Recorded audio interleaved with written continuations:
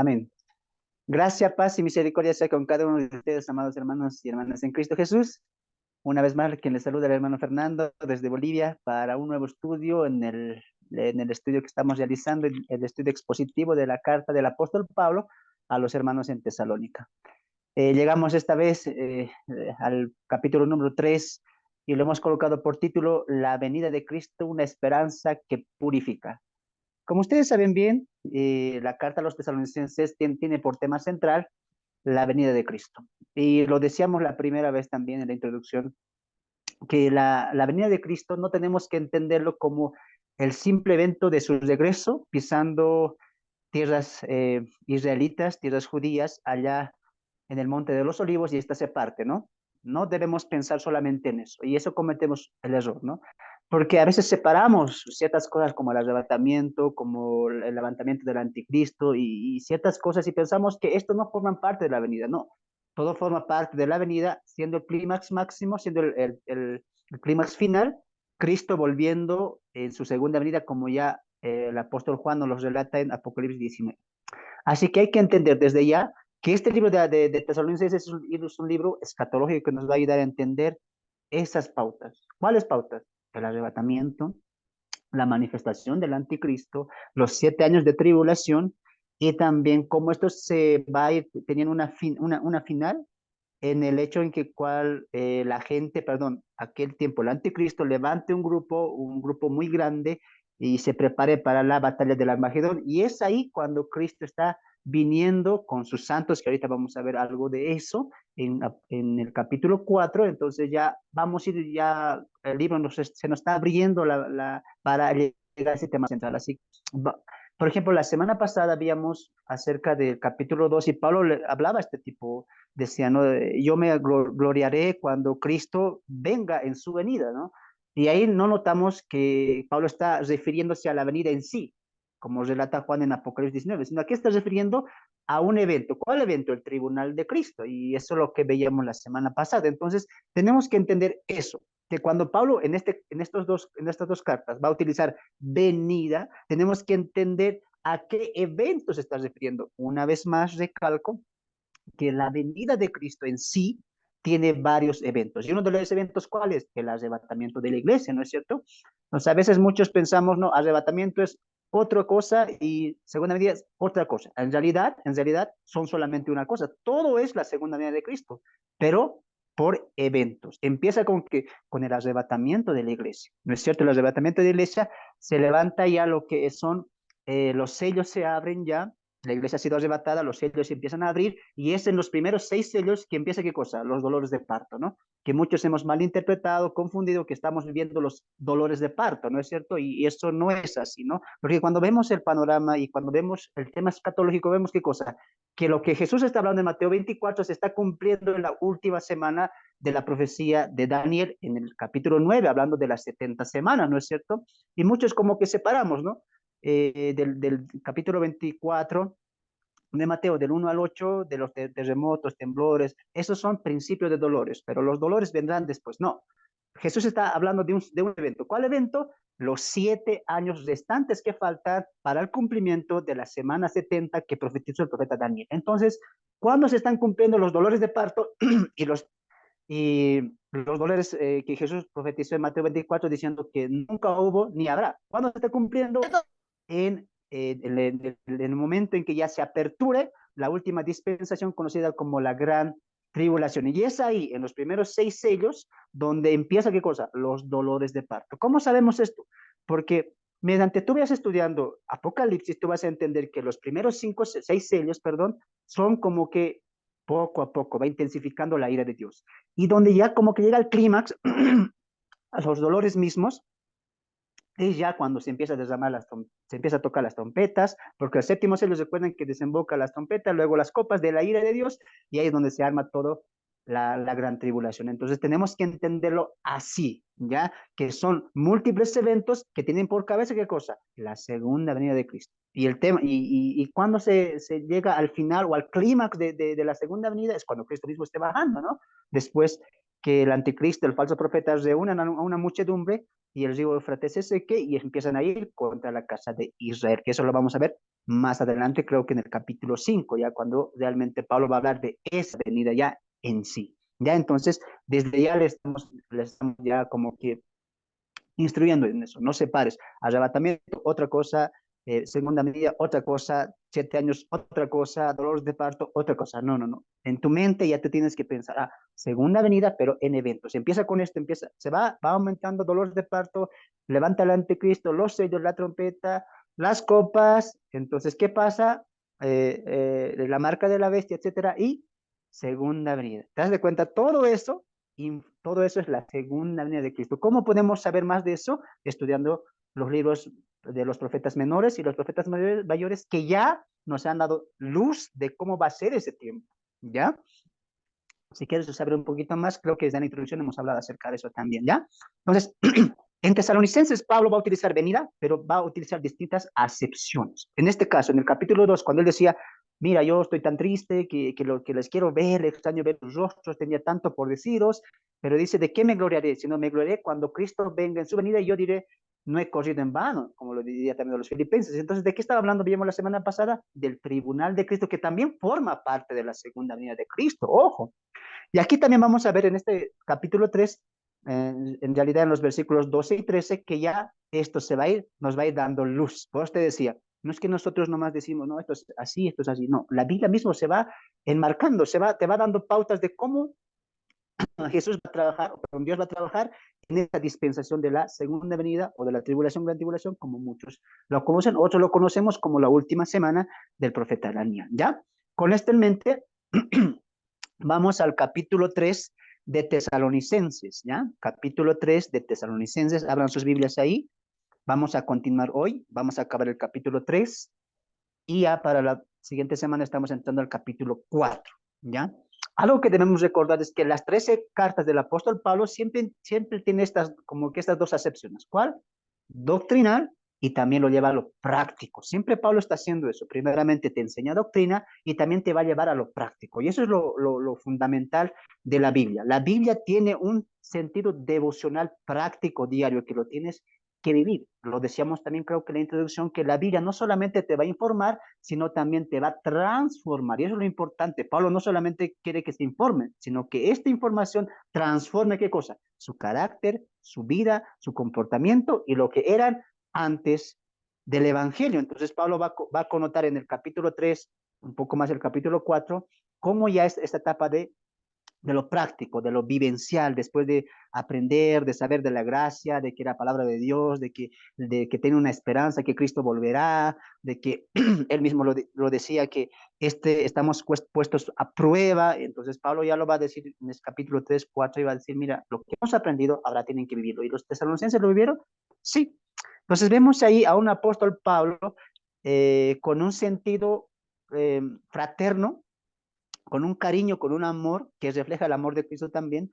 Pablo diría, los he amado como una nodriza, cuida a los pequeños, y vemos ahí el amor fraternal de Pablo, también vemos el amor paternal cuando él diría, yo quiero que se comporten ahora como es digno de lo que ustedes han recibido, y es como un padre instruyendo, exhortando y diciendo, compórtense ahora así. Una madre, Pablo refleja y dice, yo les he cuidado, ¿no? Como un niño y como una nodriza le cuida, y así les he cuidado mientras él estaba allá en Tesalónica, pero como padre él diría yo ahora les exhorto a que vivan qué cosa, una vida conforme al evangelio que han recibido, ¿no? Y vemos también su cariño pastoral, que ahorita hemos entrado en el capítulo 2 y va a continuar todavía el capítulo 3. Pablo diría que verlos, que los extraño, tenía tantas cosas por decirlo, pero tanto ha sido así que quería verlos, pero había alguien que nos estorbaba. ¿Y quién les estorbaba? Y Pablo dice que nos estorbó Satanás. ¿Y cómo estorbaba Satanás? Hemos visto, ¿no? Con la resistencia que colocaba a través en el corazón de los judíos y a través también de los falsos maestros que estaban ya en ese tiempo atentando contra la fe de los tesalonicenses, ¿no? Y es por eso que Pablo un poquito va a extender estas dos cartas. Si tú te has preguntado, pero ¿por qué Pablo manda dos cartas? Es porque la primera les va a hablar de la esperanza de la segunda venida Y en la segunda carta, Pablo va a extender eso porque se ha malinterpretado. ¿Quién lo malinterpretó? No solamente los tesalonicenses, sino también que los falsos maestros y los judaizantes estaban, ¿qué cosa? Contaminando, ensuciando el evangelio que Pablo había enseñado ahí. Pablo manda estas dos cartas principalmente para enseñar, para corregir y para abundar lo que él ya había enseñado cuando él estaba perdón, de paso en Tesalónica, ¿no es cierto? Entonces, con eso en mente vamos al capítulo 2, 17, y dice de esta manera, ¿ya? Pero nosotros, hermanos, separados de vosotros por un poco de tiempo, de vista, pero no de corazón, tanto más procuramos con mucho deseo ver vuestro rostro, por lo cual quisimos ir a vosotros. Yo, Pablo, ciertamente, una y otra vez. Ahí está, pero Satanás nos estorbó. Porque ¿cuál es nuestra esperanza o gozo o corona de que me gloríe? ¿No lo sois acaso vosotros? ¿Cuándo? Delante de nuestro Señor Jesucristo en su venida, tribunal de Cristo. Y eso lo hemos hablado la semana pasada y hemos aprendido tanto también de eso, ¿no? Continúa la hilación en el capítulo 3 verso 1, diría, perdón, 20, vosotros sois nuestra gloria y gozo. 3:1, por lo cual, no pudiendo soportarlo más, mira, el amor pastoral de Pablo, acordamos quedarnos solos en Atenas y enviamos a Timoteo, nuestro hermano, servidor de Dios y colaborador nuestro en el Evangelio de Cristo para confirmarlos y exhortarlos respecto a vuestra fe. Entonces, ahí vimos el amor fraternal, el amor paternal y estamos viendo el amor pastoral del apóstol Pablo. Tanto que él así no le interesa quedarse solo con Silas o con algunos que ya estaban para con él en esa época ya predicando el evangelio o haciendo el viaje misionero y dice, mira, tanto es así, todos los extrañamos, ya no podemos soportar más porque Pablo está sintiendo ese deseo de verlos, más allá de verlos, de animarlos, ¿no? Pablo quería estar con ellas consolándole en medio de la gran tribulación, en lo que están pasando ellos, ¿no? ¿Y qué hacen? Pablo envía como que a su mejor discípulo, ¿no? Que es en este caso el joven Timoteo. Y quiero que escuches estas tres acepciones a la cual nosotros tenemos que referirnos, ¿ya? Dice ahí, enviamos a Timoteo. ¿Quién era Timoteo? Un joven que ya en Hechos 16, si no me equivoco, 14, se ha sumado al equipo de Pablo, en el cual la gente dice que tenían buen testimonio de tres ciudades cercanas ahí. Dice que Timoteo tenía un buen testimonio, la gente hablaba bien de Timoteo, había sido instruido en la fe por su abuela y su madre también, y Pablo lo recluta, ¿no? Y en el transcurso del discipulado que Timoteo está siguiendo constantemente con Pablo, Pablo se da de cuenta que Timoteo sí es un hombre de Dios, ¿no? Que es un hombre que tiene un corazón del servicio a Dios y ya no solamente lo va a llamar hermano, más adelante lo llama hijo, ¿no? Que él mismo conoció, enseñó y también lo va a dejar a él el pastorado ya en la iglesia en Éfeso, donde va a ser eh, un gran fortín para la fe cuando Pablo muere, ¿no? Entonces dice ahí, enviamos a Timoteo, número uno, nuestro hermano. Número dos, servidor de Dios. Y número tres, colaborador nuestro en el Evangelio de Cristo. Mientras leía esto, yo me ponía a pensar, y lo veíamos la semana pasada, porque decíamos, mira, lo que nos une también a nosotros es nuestra fe, ¿sí o no? Somos hermanos, y eso es lo importante, y eso es lo rico, pues, que decir que somos hermanos, que somos familia. Pablo se está atribuyendo, enviamos a Timoteo, y un hermano, ¿qué características tiene? Número uno, es hermano porque comparte nuestra fe, cree en Cristo, cree el Evangelio. ¿Qué más? Es servidor de Dios. ¿Qué es un servidor? Es un diácono, ¿no? Que sirve, que atiende. ¿Qué cosa? Las cosas de Dios. Hoy en día se ha colocado de moda ser cristiano. Ir a una iglesia y tener una congregación o ir a, no sé, hacer vida congregacional. Y es bonito llamarse, hermano, eres, sí, ¿de dónde? Tal congregación, tal lugar. Pero un momento, definiremos qué es ser hermano. No es solamente decir, crees en Cristo, amén, chao. No, yo te voy a llamar hermano cuando yo vea estas características. ¿Cuál? Servidor de Dios y colaborador en el Evangelio. Ah, o sea, que no es decir nomás, hermano, eres sí. No, no es así. Y quiero que entendamos esto, porque estamos en un tiempo donde ya las religiones están incrementándose mucho. Tanto así que la gente está colocando el término no juzguen, ¿para qué hablamos? Pero igual seguimos a Cristo. Todos los caminos a Dios están siguiendo. Por la falta de una instrucción madura en la fe cristiana, a veces entendemos que solamente creer en Cristo es suficiente. Dice ahí, el que cree será salvo. Entonces yo creo, muy bien. Pero cuando no entendemos, a ver, hermano eres, sí, entonces tienes que tener estas tres características. ¿Crees en Cristo? Cree en Cristo. ¿Eres servidor de Cristo? ¿Y qué es servir? Estar atento a las cosas del Señor. Estar atento. Tener una vida piadosa para con el Señor. Servir en el Señor es servir a los demás. Como un hito más repetirme, hermano. Ya. Servir a Dios es servir a los demás. Porque ¿qué cualidad tenía Timoteo? ¿Acaso no era que servía? ¿No era que amaba a los demás? Y ahorita vamos a entrar en eso. Lo que te estoy diciendo con esto, hermanos, mira cómo Pablo considera a Timoteo. Hermano, sí, él es mi hermano. ¿Por qué? Porque tiene nuestra misma fe. Cree en Dios. Y creer o la fe no solamente implica creer, y lo dijimos en apología, si no me equivoco. Mucha gente dice, tengo fe, tengo fe, tengo fe, me oro, me ayuno a veces, y a veces hasta el desierto voy, porque creo en Dios. Pero la fe no solamente es creer. ¿Tú has leído Hebreos capítulo 11? Sí, la primera parte dice, es aquello de que lo que no se ve, la certeza de lo que se espera. Pero ¿has visto cómo esa palabra se extiende en todas las personas? ¿Acaso ellos solamente dijeron, sí, creo? Abraham, sal de tu parentela, sal de Ur. Sí, pero creo, pero no, me voy a quedar aquí. No, el creer implica también, pero la fe implica no solamente creer, sino obedecer, confiar, vivir, amar, desear, anhelar, buscar qué cosa, la voluntad de Dios.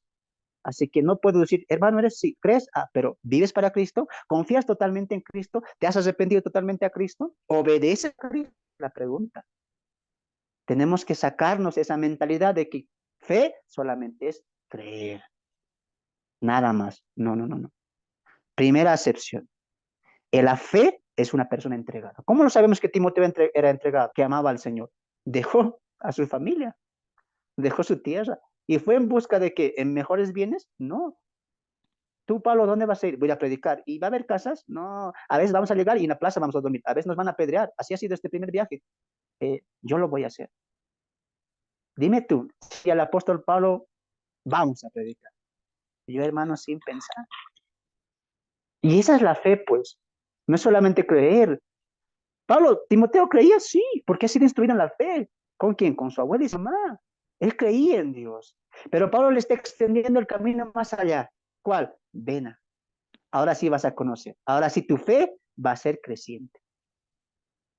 Y esa es una fe que cambia, es una fe que actúa, ¿no es cierto? No solamente se quieren creer, oro en mi casa, yo en mi casa no me congrego, pero aquí nomás solito me oro, hasta tengo Biblia. No, no, no, no, no. Para yo llamarte hermano en la fe, para yo darme en cuenta que tú si has creído en Cristo, tiene que haber estos tres aspectos. Y alguien dirá, pero hermano, ¿cómo vamos a ver si uno ha nacido de nuevo? Eso es abstracto, no se ve. Sí, pero la Biblia, ¿qué dice? Por sus frutos los conoceréis. Pongamos más atención en la Biblia y cómo la Biblia está presentando a un servidor, a un discípulo y a un hijo de Dios. ¿Ya? Entonces Pablo aquí dice, mira, hermanos, enviamos a Timoteo, nuestro hermano, servidor de Dios. Servidor de Dios. Y muchas veces pensamos que está sirviendo a tiempo completo en el evangelismo. Todavía no está hablando de eso. Cuando hablamos del servicio a Dios es que estamos sirviendo a los demás, a los creyentes. Y mira que tenía este título, perdón, tenía esta característica. Timoteo, sí. Y recuerda lo que dijimos la semana pasada en primera de Juan, si no me equivoco, ¿no? En esto hemos conocido el amor que Él murió por todos nosotros. Y decía también el mismo texto, así también nosotros vivamos y muramos por los demás, ¿no es cierto? ¿Te das de cuenta? Ahora, cuando hablamos de la fe, siempre queremos servir. No creo que alguien que ha nacido de nuevo diga, no, estoy con fe, tranquilito, aquí me asiento, conforme tengo mi membresía, los domingos vengo y suficiente, ¿no? Y el servir, y el servicio a Dios. No, no, no, Dios solamente no te ha llamado a creer, sino a servirle a Él. El apóstol Pedro diría que el apóstol Pablo diría en Efesios que ya Él ha destinado la manera en que le vamos a servir. Ya él ha presupuestado, Él ha anticipado en qué manera, en qué caminos teníamos que andar. Entonces Dios no solamente te está llamando a creer, sino te está llamando al servicio. ¿Y cómo lo sabemos esto? Porque Cristo es el máximo ejemplo de eso. Cristo no solamente vino a hablar la verdad, sino que vivió la verdad también. Y él vino a servir a los demás. Si Cristo, siendo el autor y el consumador de la fe, estaba lavando los pies a los discípulos, estaba comiendo y cenando con pecadores, él estaba sirviendo, demostrando a los demás el amor de Dios el Padre reflejado en el Hijo. Ahora nosotros, como Pablo, tendríamos que reflejar el amor de Cristo a los demás. Antes de ir al texto, quisiera que veamos Filipenses, vamos ahí, y mira cómo Timoteo muestra esta característica. Filipenses capítulo 2, Filipenses capítulo 2, verso 4. Filipenses capítulo 2, verso 4. Vamos a leer desde el 3, ¿ya? No hagáis, Filipenses 2:3, no hagáis por contienda o por vanagloria, antes bien con humildad, estimando cada uno a los demás como superiores a sí mismo. Pablo está en el contexto hablando de que los filipenses están predicando, amén, dice, porque, pero hay otros que están predicando por contienda, por vanagloria, y otros por orgullo, pero otros lo predican sanamente a Cristo, y dice Pablo ahí, pero nada hagáis por contienda, sí, aunque los otros están predicando por contienda, por vanagloria, y dice, pero ustedes no, sin vanagloria. Háganlo con humildad, estimando a cada uno a los demás. ¿Cómo que? Como superiores a sí mismos. Es que yo me voy a creer, no es ser el orgullo. Para ser un servidor de Cristo, para ser un hermano, ¿qué característica tenemos que tener? Humildad. Sed como yo, dijo Jesús, mansos y humildes. Entonces, ¿el servidor cómo es? Humilde. ¿Qué se cree ante los demás? ¿Superior? No, menos que los demás. Ahí te das de cuenta, ¿no? Entonces, hermano, tengo en mi congregación uno que se llama apóstol, que se llama profeta, y no hay caso de verle a él, porque los apóstoles, tú a ver, ten un encuentro con ellos. No, no, no, no, cita con el apóstol. Aquí tenemos 15 citas, vos a la cola nomás, al apóstol nadie puede ver. Ah, ¿y qué dice Pablo aquí? Humildad es la característica de un siervo. ¿Qué se cree? ¿Superior? No, menos que los esto. Característica de un hermano, siervo en Cristo Jesús. Ah, no es que se va a creer que tengo mi oficina, que ya he hecho crecer la iglesia, ahora pase. El que tiene 10, el que arriba de 50 bolivianos, pase. Aquí es boliviano, ¿no? La moneda aquí en Bolivia. Al que tiene 100, 150, él me va a ver, a él voy a aconsejar. El que no tiene nada, no, aparita nomás. Ah, no haga nada por contienda. ¿Por qué? Porque ahí vemos la humildad de un siervo. Y dice el verso 4, clave, no mirando uno lo suyo propio, sino cada cual también por lo de los otros. Y va a extender y va a hablar de Cristo. Ah, ya pues, ustedes, el mismo sentir que hubo en Cristo Jesús. Cristo vino y sirvió a los demás. Él no miró lo propio suyo. No se fijó a sí mismo. Él no dijo, soy creador, soy eterno, soy glorioso, soy Dios eterno. No miró eso. Más bien él se despojó de eso y bajó y se humilló y se hizo como un siervo. ¿Para qué? Para servir. O sea, hermano, servir a Dios es servir a los demás. Exacto. Tú no puedes decir, amo a Dios y solito nomás te amas, solito nomás te oras. Señor, a ti te amo, pero al pastor no, al hermano no, al hermano mucho nos miramos. A ti nomás te voy a amar. No, no, no, no, no. Amar a Dios implica amar a la iglesia. Servir a Dios es servir a las iglesias, a la iglesia, a los hermanos, para su madurez. Ahorita vamos a entrar en eso, pero quiero que saltemos al verso 19 y mira cómo era Timoteo. Filipenses 2:19.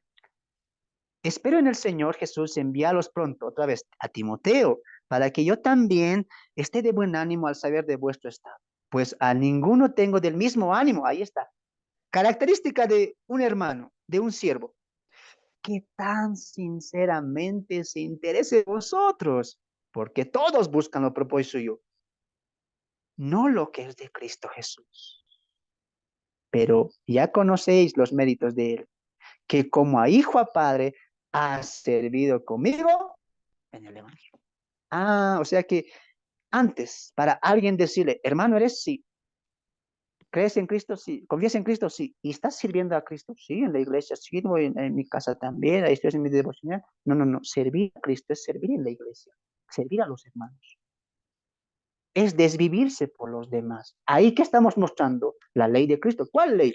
Ámense unos a otros. Ah, ya. Entonces, ¿qué está diciendo aquí Pablo a Timoteo? Yo no encuentro, dice, no, yo no veo más como él.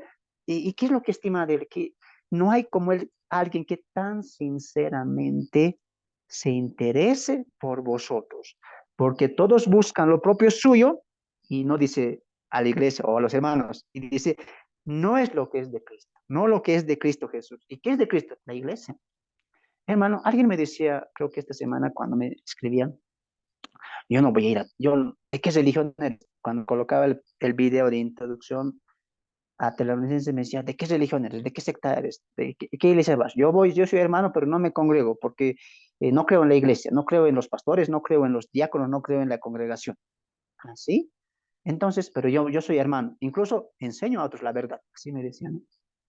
Pero ahí tenemos que entender una cosa, ¿eso lo estás haciendo por ti? ¿Estás pensando en ti? No, a mí me van a quitar, yo no voy a ir, yo voy a hacer, yo he visto esto. Siempre es por ti. Hay que estar imperando el orgullo, la vanidad. ¿Qué dice el texto? Hay que interesarse por los demás y en la congregación o la vida congregacional es desvivirse por los demás. ¿El pastor qué hace?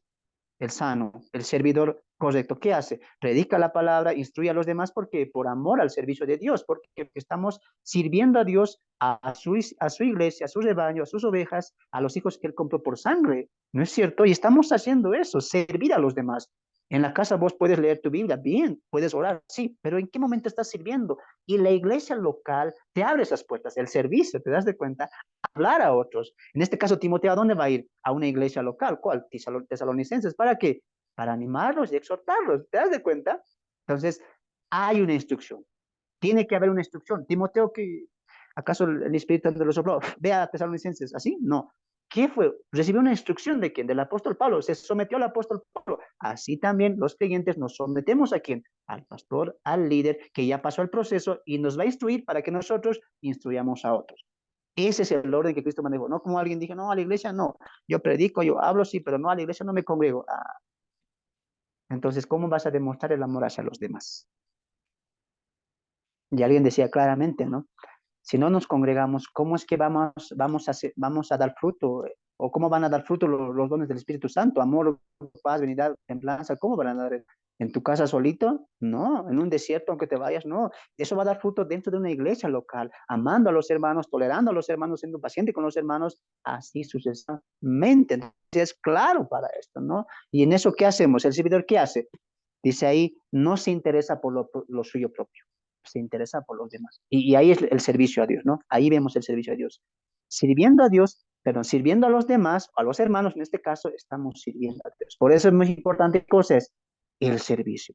Y hoy, tristemente, muchas iglesias, congregaciones evangélicas cristianas, ¿a qué se han acostumbrado? A sentarse, a tener un púlpito, a tener grabación, a tener Facebook, a tener canales. Sí, predican la palabra, pero ¿están haciendo que los demás sirvan? Es la pregunta. Y estamos queriendo adoptar esta tradición que desde hace años tengo templo, tengo un templito, sí, tengo hermanos, ¿cuántos? 100. Entonces tenemos actividades, pero ahí nomás están girando año tras año, ¿qué cosa? Y no están preparando a hombres y a mujeres para que estos hombres y mujeres salgan a servir.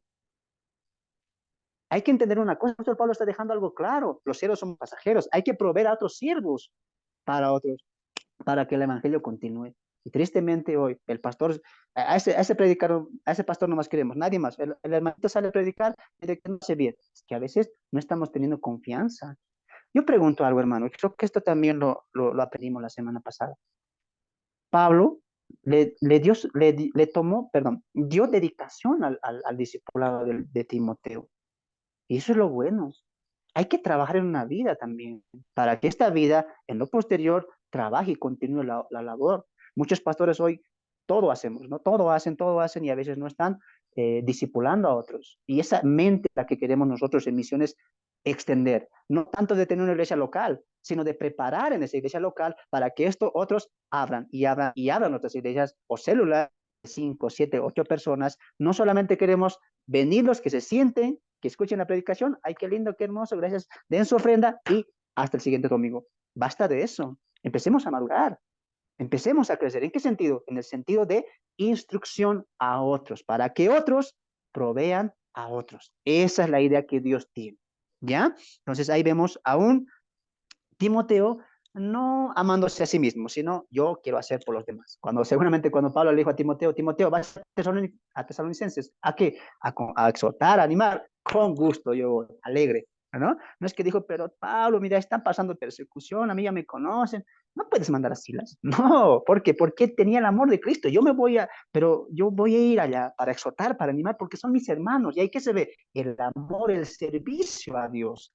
¿Te das de cuenta? Entonces, no entendamos solamente eso. Y eso es lo que está faltando el día de hoy. Exhortar, animar a otros. Y tristemente a veces el pastor, y lo digo así sinceramente, porque el pastor tanto se desvive en predicar, en preparar todo, que a veces nos desentendemos de los jóvenes que están queriendo empezar, que le vemos ganas y no le tomamos atención. Si tú eres pastor y me estás escuchando, bien, dedica la palabra, estudia, analiza texto en contexto, está bien, pero también pone importancia en los jóvenes, que ahí puede haber un Timoteo, puede haber un Silas, puede haber un Bernabé que tú estás pasando por largo. Tienes que entender que tú eres pasajero. Y instruir a jóvenes es muy necesario. Pablo, ¿qué tenía? Tito, Timoteo, Favorito, Epafras, etcétera, etcétera, etcétera. Y hay que animarlos a eso también. ¿Te das de cuenta? Entonces, hay que entender que él o ella es también servidor de Dios. ¿Y la clave cuál es? Humildad, mansedumbre, para que esto se entienda que es un servicio, no a la congregación, sino a Dios, a través de los demás. Y eso es lo que Pablo resalta aquí también a Timoteo, ¿no? Entonces, ahí viene la pregunta. Entonces, si es mi hermano, entonces debe estar sirviendo. ¿Cómo está sirviendo a los demás? Entonces, ahí viene la pregunta, ¿no? A veces necesitamos mucho de la palabra de ánimo, de exhortación, porque ahorita Pablo dice a Timoteo, ve a exhortar y animar. Entonces, ahí Pablo le está diciendo que ve a dos cosas, a confirmaros, dice, ¿no? Y a exhortaros. Ese confirmar es la misma palabra que se utiliza en Éxodo cuando Moisés está levantando las manos, ¿se acuerdan la escena? Y el pueblo de Israel está peleando con un pueblo enemigo, y dice que mientras cuando Moisés levantaba las manos, el pueblo estaba ganando, pero cuando Moisés empezaba a debilitar, él empezó a perder. Entonces se paran a uno de otro lado, si no me equivoco, el otro nombre se me fue, y están a los dos lados. ¿Y qué hacen ellos? Le levantan las manos, ¿no? Esa es la misma palabra, dice, le cobraban fortaleza, le animaban, es la misma palabra. ¿Qué está haciendo? ¿Qué está yendo a hacer Timoteo? Está yendo a animar, y está yendo a levantar, levántense. Persecución sí, pero levántense en Cristo, levántense lo que ustedes han recibido. Y dice también ahí que los va a exhortar, es decir, anímense en que en la fe que han recibido, en la fe que han recibido. Y eso es lo que está faltando el día de hoy, harto, hermanos. Hermanos que se desvivan por eso, que de verdad llamen, hablen a otros. Estamos tan preocupados en que me llamen a mí, es que nadie está pasando mi tribulación, nadie está pasando lo que yo paso, y pensamos eso, ¿no? Y tristemente estamos viendo como que una flaqueza y una niñez espiritual el día de hoy, ¿no? Cuando nosotros deberíamos ya nosotros empezar a hablar a otros también de nuestro proceso, de cómo Dios está fortaleciendo eso también. Hay que aprender eso también. Servir a Dios es servir a los demás, por los demás, hablar cómo estás, y empezar a hablar también eso, ¿no? Y dice aquí también el segundo aspecto, que es colaborador nuestro en el Evangelio de Cristo, es decir, anuncia el Evangelio de Cristo también. Y eso hay que entender, que es un hermano en Cristo. ¿Crees en Cristo? ¿Confías en Cristo? Amén. ¿Y estás sirviendo? Sí, yo te cuento que voy a veces a visitar a los hermanos cuando tienen enfermos. Oro, amén. Y también que predicar el Evangelio constantemente. Y lo decía también hace dos lecciones atrás, creo, todos somos predicadores y predicadoras. Predicador o predicadora no es, predicador, perdón, no es aquel que está solamente en el púlpito. Todos somos predicadores. Tal vez no con palabras, pero sí con nuestras vidas. Porque al testificar con nuestras vidas estamos presentando el Evangelio también. Así que todos somos predicadores de la palabra. Pero si alguien te dice, sí, hermano soy, ¿y qué estás haciendo aquí? No, es que vine un ratito a la fiesta, escuchar. Ah, no, no. ¿Tú aquí has venido a escuchar? ¿Has venido a mirar la fiesta o has venido a anunciar el Evangelio de Cristo?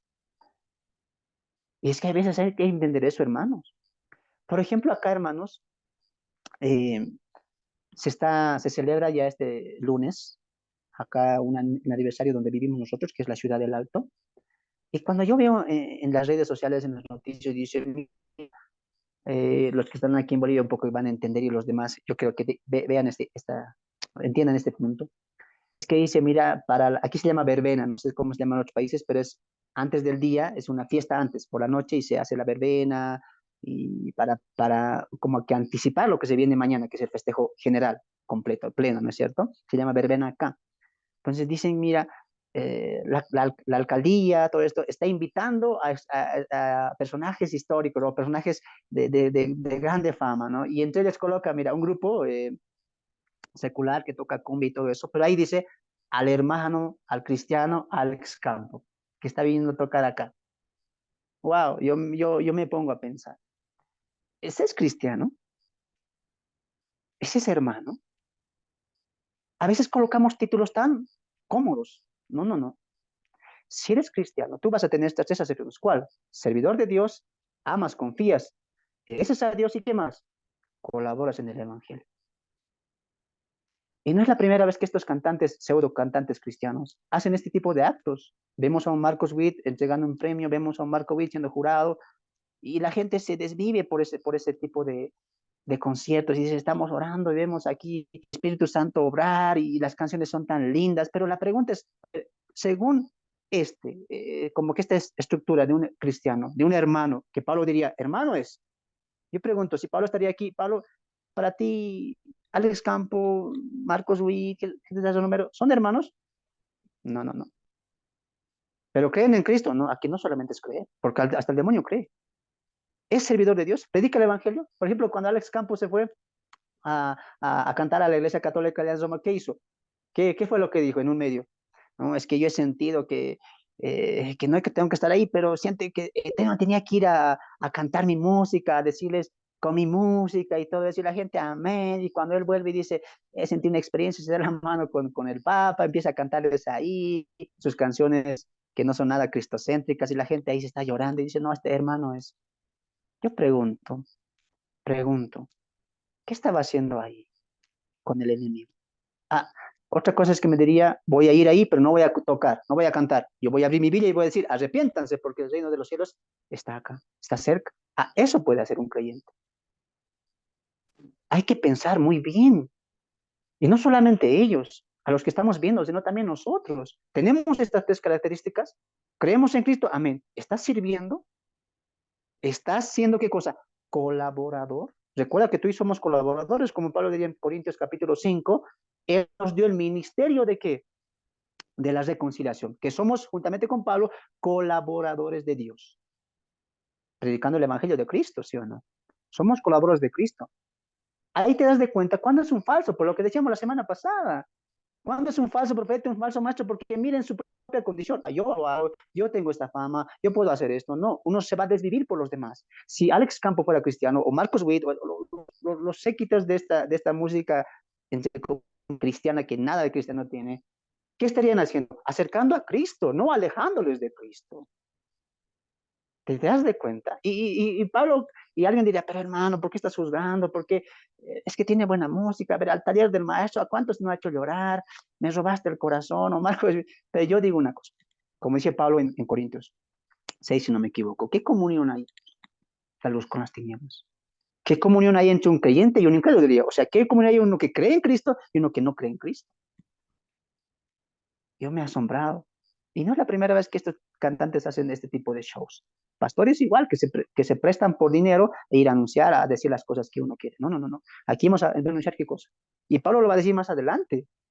Es que no vamos a predicar lo que ellos quieren escuchar, sino lo que Dios quiere. Y Pablo, ¿qué diría? Para este hemos sido llamados. Imagínate, alguien que diría, Timoteo vas a ir a exhortar, a animar. ¿Y qué les voy a decir? Que la tribulación va a pasar, que están prosperados, bendecidos, gloria a Dios. Pero no, no, no, no. Tú les vas a decir qué cosa? Que ya les hemos avisado de esto, que pasaríamos tribulación. Es más, para esto hemos sido llamados.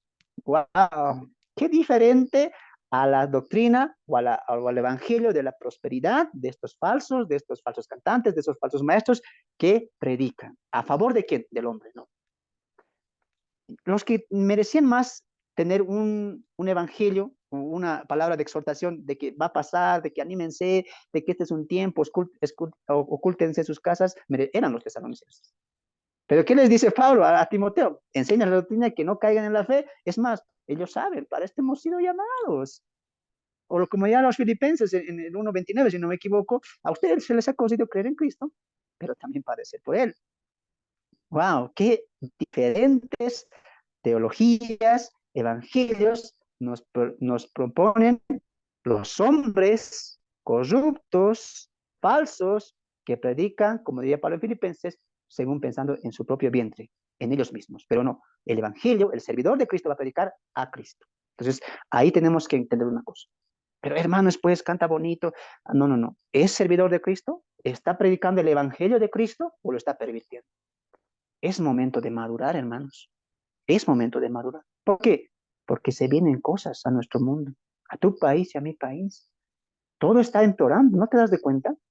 El aborto, el homicidio, cómo está avanzando a pasos agigantados el comunismo. Los que deben saber ya saben que lo que se ha hecho en Arabia, ese templo que está albergando a las tres religiones más grandes del mundo, ¿cuáles? Cristianismo, eh, islamismo y judaísmo. ¿Qué estamos viendo ahí? El comunismo, pues. Y el Papa inteligentemente que no ha colocado catolicismo, ha colocado cristianismo. Es momento de madurar. Joven, señorita, tú que asistes a una iglesia, hermanos de 20, 10 años, es momento de madurar en la palabra. ¿Somos hermanos? Vamos a tener estas características. En Cristo tenemos fe, estamos sirviendo a Dios y ¿qué más? Somos, ¿qué cosa? Colaboradores del Evangelio. ¿Te das de cuenta? ¿Y los tesalonicenses cumplen esto? Sí. No solamente han creído en Cristo cuando Pablo se les predicó allá en Tesalónica, cambiando de los dios, de los dios al Dios único. ¿Qué más? Hicieron obras de fe, trabajo en amor. ¿Te das de cuenta? Un hermano se reconoce porque por sus frutos. Basta de decir, no, es que, como alguien diría, ¿no? Aquí en mi país, es que vos no sabes, Dios me sabe, Dios sabe mi corazón. Pero la Biblia dice, por sus frutos los conoceréis. Un árbol malo nunca puede dar frutos buenos, diría. Así como un árbol bueno no puede dar, perdón, un árbol malo no puede dar también buenos frutos. Eso es claro, es evidente. Y hay que ponernos a pensar también eso. ¿Ya? Y ahí vemos también estas tres características que Pablo habla acerca de Timoteo y que debemos ver en los demás siervos. Ese amor desmedido por la obra de Cristo, por los hermanos de Cristo, desvivido por quién? Por trabajar para el Señor, reflejando eso a los hermanos. Verso 3 diría, a fin de que nadie se inquiete por estas tribulaciones, porque nosotros mismos a esta, porque vosotros mismos sabéis que para esto estamos puestos. Wow, qué mensaje de Pablo. ¿Es anima o no anima? ¿No? Pero ahí solamente el apóstol Pablo, dejando yo lo que a versos antes decían, ellos están en tribulación, pero con gozo en el Espíritu Santo, y que eso se mantenga constantemente, ¿no? Diría también, porque también estando con vosotros, os predecíamos que íbamos a pasar tribulaciones como ha acontecido y ya sabéis. ¿Te das de cuenta? Pablo constantemente no está diciendo bendecidos, prosperados. Esto va a pasar. Decreten, pisen a Satanás, pisen. No, no, no está diciendo Pablo eso. Para esto hemos sido llamados. Así que sufran con gozo. ¿Por qué? Porque hay una esperanza en Cristo Jesús. ¡Wow! ¡Qué diferencia, ¿no? Por lo cual también, 5, yo no pudiendo soportar más, otra vez la misma palabra, envié para informarme de vuestra fe. No sea que os hubiese tentado el tentador y que nuestro trabajo resultase en vano. Ahora, esto es importante, ¿sabes por qué? Porque es importante no solamente el sembrar, sino también el, como te digo, el hacer continuar, el ver el crecimiento de lo que estamos viendo. Y Pablo quería eso. Pablo como, se hubiera vivido 2 años, 3 años, como lo hizo en otras ciudades, para poder predicarles el evangelio o extender el conocimiento a los tesalonicenses, para ver cómo ellos estaban empezando a dar. Pero gracias, como diría Pablo más adelante, doy gracias a Dios porque Dios les dio fortaleza para que ustedes puedan seguir adelante con el evangelio que se les predica. Ahora, Pablo está diciendo algo muy cierto aquí. Sí, porque él está diciendo, mira, mandé a Timoteo para que nos informara acerca de vuestra fe, en cómo han creído el evangelio, en Cristo Jesús, dice, ¿no? Porque tenía miedo, dice, ¿no? Dudaba que el tentador diría, verso 7, ¿no? Verso 6, perdón. Verso 5, perdón, por lo cual también yo no pudiendo soportar más, envié para informarles de vuestra fe, ya no sea que os hubiese tentado el tentador y que nuestro trabajo resultase en vano. Esto me recuerda a la palabra del sembrado. La semilla fue la misma, en este caso, en la parábola la semilla es el evangelio, pero el corazón era distinto. Y aunque Pablo no había esta fraternidad larga con los tesalonicenses, él sabía, y una verdad nos está hablando aquí, ¿cuál verdad? Que vas a entender o vas a escuchar el evangelio, ¿quién va a venir? ¿Quién va a venir? El tentador.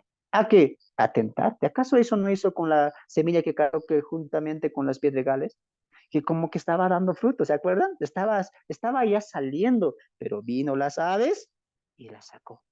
o en este caso, el otro que estaba dando raíz, perdón, que estaba dando fruto, las piedras o las espinas lo ahogaron. Y Jesús va a explicar la palabra más adelante y diría, estas son las pruebas que coloca el enemigo y las aparta. ¿Te das de cuenta? Entonces, ¿es una verdad? Sí. Cuando viene el Evangelio a nuestras vidas, empieza un proceso. Así como estamos empezando a creer, y Pedro diría en su primera carta, desead como niños recién nacidos la leche espiritual para que crezcáis para la salvación, ¿no? Entonces, no solamente es escuchar en un primer momento, sino también es que esa semilla empieza a brotar en nuestro corazón. Entonces, ¿hay quién va a venir? El tentador. Como esa ave que lo arrancó, o como esas piedras o esas espinas que ahogaron la planta, y que son pruebas.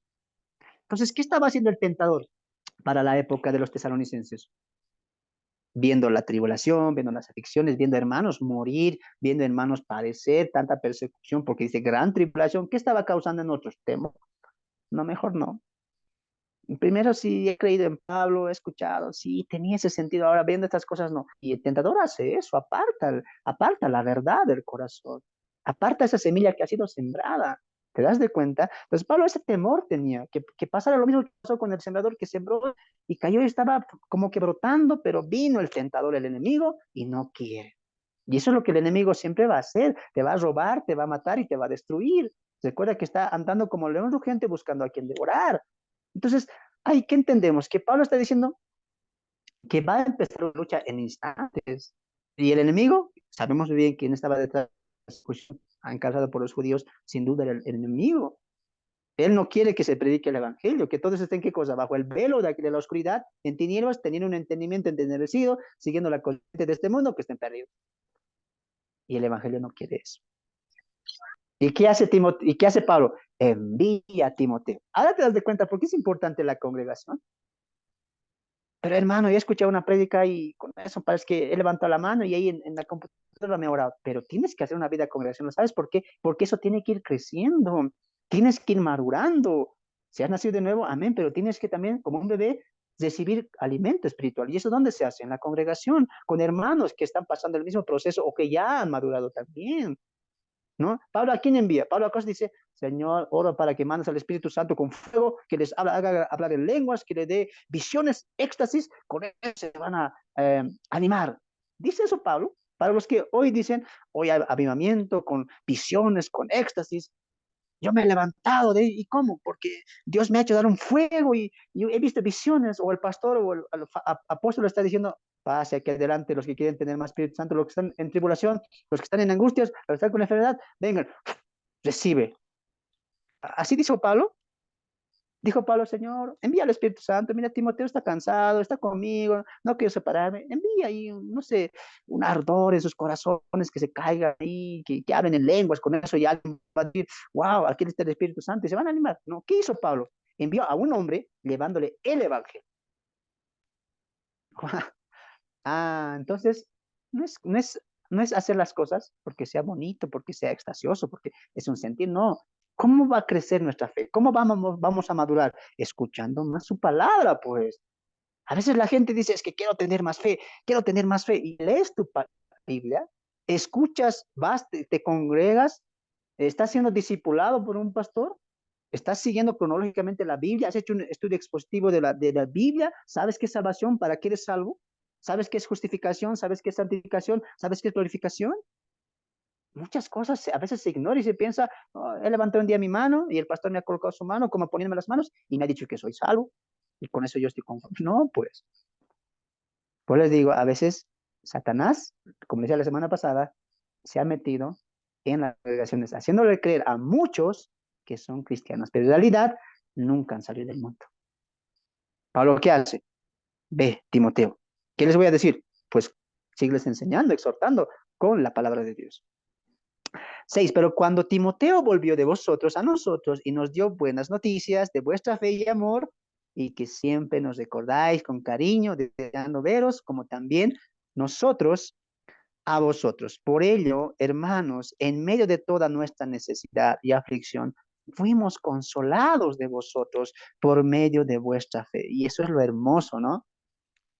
De que Pablo está mostrando aquí su amor pastoral y él ve y escucha, llega a Timoteo y yo me imagino está diciendo, no, Timoteo, ¿qué pasó? ¿Cómo están? Pablo, Dios está obrando. Están siguiendo el evangelio, no se han caído. Es más, están saliendo a predicar. Ven la necesidad de otro, porque no es que solamente eran perseguidos, mucha gente estaba muriendo en cárceles. Y ahí Pablo dice, oh no, que están muriendo, oh, qué tristeza. No, Pablo dice, me gozo, porque estos hermanos están sufriendo, ya lo dijo en el capítulo 2. Ustedes han seguido el ejemplo de las iglesias en Judea, han padecido igual que ellas. ¡Qué gozo! Y es lo que Pablo diría también en Filipenses, yo me voy a gozar en el padecimiento de Cristo. ¡Wow! Y eso es ser un hermano en la fe. Y eso es tener una visión pastoral también. Porque Pablo dice, yo me alegré, triste hubiera sido que no, que se han quedado en sus casas. Ahí sí, hay unos tres, cuatro están leyendo, están escuchando, están hablando entre la palabra, pero no quieren salir, tienen miedo, ¿no? Ellos con gozo, con esa ganas de predicar, salieron, predicaron, incluso muchos murieron, pero Pablo dice, yo me gozo de eso, me alegro. Cuando Timoteo llegó a mí y me dijo, mira, están crecientes, siempre están corrigientes, altivos en que en la fe y en el amor, se están amando unos a otros, están orando unos por otros, unos dos están saliendo a predicar a este lado, los otros están orando por ellos, y las mujeres, ¿qué están haciendo? Están orando por los que están saliendo a predicar acerca a la ciudad vecina y están unidos en amor. Y este es el sentir que tenemos de Cristo. Pablo diría en Efesios, si no me equivoco, tengamos un mismo sentir. Este es el sentir de Cristo. Que trabajemos por la obra, que trabajemos porque el evangelio se extienda, aunque nuestras vidas se apaguen. Yo creo que no vio hermanos sufrir. Hermanos que dijo, Timoteo, llegaste, pero ya 5 hermanos han muerto. ¿Y cómo han muerto? Confesando a Cristo. Y es más, cuando estaban muriendo, dijo, esperamos a Cristo y esto solamente es momentáneo. ¡Wow! Eso es un hermano que necesitamos el día de hoy, un hermanos maduros. Basta de hermanos niños. Basta de hermanos bebés que quieran, no, es que me visite, que esta es mi gran tribulación, ¿qué está pasando? Que mi hijo está así, que mira que no puedo pagar esto, que tengo una deuda. Basta de eso. No coloques tus tribulaciones para ti por encima de la que pasó los tesalonicenses, Pablo, Timoteo, etcétera, el mismo Jesús. Hay que aprender, hermanos, a sufrir por Cristo, a entregarnos a Él. ¿Y sabes qué eso le causa? No solamente a Pablo. Imagínate lo que le está causando a Dios. Wow, es un gozo. Y yo me acuerdo, yo recuerdo siempre esta escena de Esteban, cuando él está siendo apedreado. Cristo, ¿qué dijo? Oh, pobrecito, mira a mi hijo, mi servidor Esteban, le debe estar doliendo. Mejor iré a ayudar. A ver, pero, rescátalo. No, Cristo permitió que él sufriera para que en su sufrimiento él entendiera que las aflicciones de este momento, de este tiempo, son momentáneos.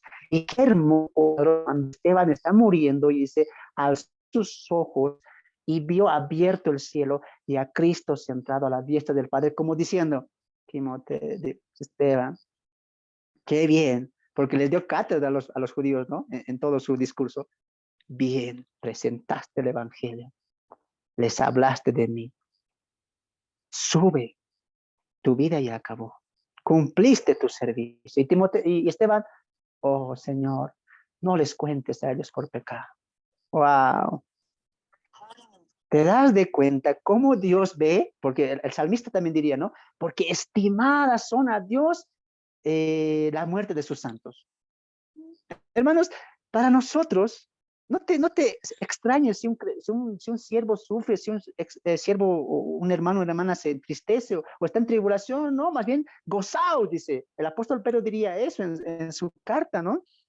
Diría, hermanos, no os extrañéis si viene sobre ustedes tribulación repentina, como si algo extraño aconteciese. No, más bien al contrario, gozaos, porque en medio de esto van a aprender paciencia, gozo, diría. Entonces hay que entender eso. Timoteo dirá, wow, están sufriendo Pablo también, pero están persiguiendo el evangelio, sí. Aquí podemos morir, pero en allá nos veremos, como diría el apóstol Pablo más atrás. Esa es la verdad. Y dije yo, acción de gracias. Mira el verso 9. Por lo cual, perdón, 8. Porque ahora vivimos, si vosotros estáis firmes en el Señor. Un gozo le atrae a Pablo, ¿no? Están en el Señor padeciendo, sufriendo, predicando el Evangelio, pero están en Cristo. Amén. Y mira lo que dice Pablo. Por lo cual, ¿qué acción de gracias podremos dar a Dios por vosotros? Por todo el gozo con que nos gozamos a causa de vosotros delante de Dios. Y este gozo no es una simple alegría. Imagínense, un gozo. Más atrás le dice, ustedes están siguiendo la iglesia, el ejemplo, están imitando el ejemplo de las hermanas en Judea. ¿Cuál ejemplo? Perseguidos, expulsados, matando. Ese ejemplo están siguiendo, sí. Y Timoteo, ¿qué trae las noticias? Están continuando. Ex, em, en tribulación, en cárceles, pero están firmes en el Señor. Y Pablo, ¿qué dice? Eso es un gozo. Qué diferente sería, ¿no? Pablo, te cuento que ya la tribulación pasó, se calmó las cosas, las aguas se calmaron, la iglesia está bien. Ah, sería una alegría humana, ¿no? Ah, qué bien que pasó las... No, este es un gozo distinto, ¿te dan de cuenta? Por eso, si no me equivoco, la lección 4, hablábamos del gozo y la tribulación, es difícil sentir eso. Solamente un creyente puede sentir eso, saber que mis hermanos, mis hermanas están padeciendo, pero que están firmes en el Señor. ¿Qué te trae? Gozo. ¿Y ese gozo de quién viene? De lo alto.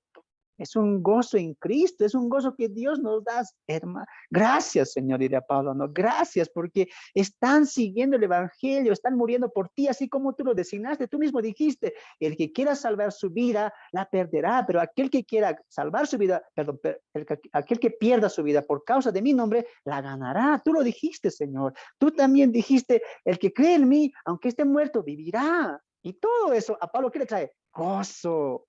Saber que mis hermanos y hermanas están muriendo por el Evangelio. Señor, tú eres grande. Qué triste es ver hoy día, ¿no? Hermano, no voy a venir a la iglesia porque es que tengo que hacer esto, es que estoy enfermo, es que me duele la muela, es que un pie me he chocado con la puerta. Y esas son excusas. Esta es mi gran tribulación, ¿no? Estoy padeciendo enfermedad. Hermano, vengan a la iglesia, vengan a visitarme. ¡Wow! Padezcan como Cristo. Y eso, hermanos, es simple excusas carnales. Siguen siendo hermanos carnales. Qué triste.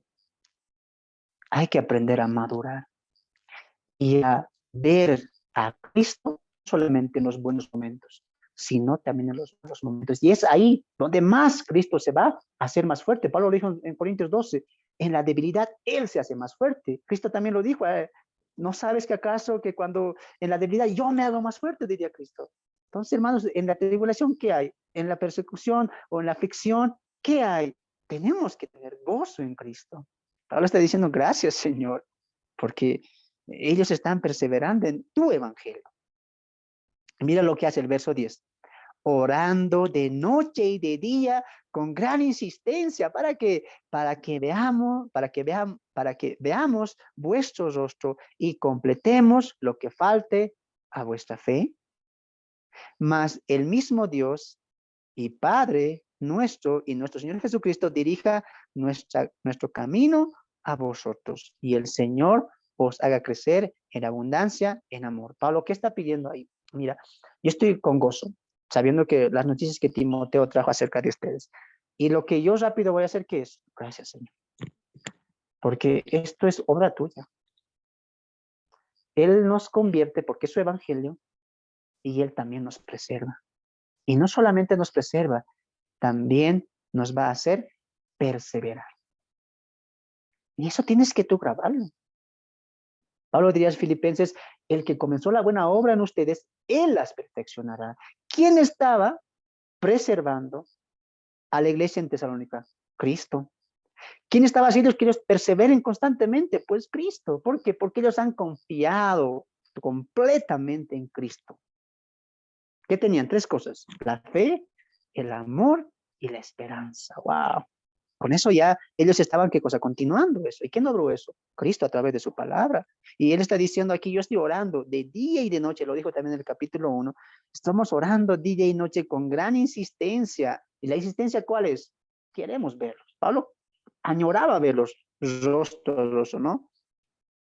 Verlos físicamente. No estamos orando para que podamos ver vuestros rostros y más completar, ¿qué cosa?